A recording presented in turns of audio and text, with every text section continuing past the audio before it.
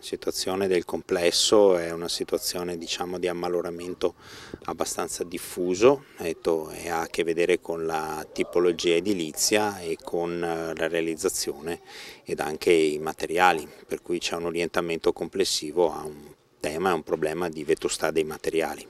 Ecco, voi che avete fatto già, insomma, che avete già effettuato un sopralluogo, c'è un pericolo di crollo? No, pericolo di crollo è da escludere. Dobbiamo considerare però che la vita delle persone che abitano questi edifici in ogni caso può avere pregiudizio anche da una caduta da una quota di secondo o terzo piano di un frammento, quindi tutto il materiale che è appeso e che sta su alla prossima pioggia, insomma, va rimosso. Questa è l'operazione che come soccorritori possiamo fare, ovvero sia levare le parti pericolanti.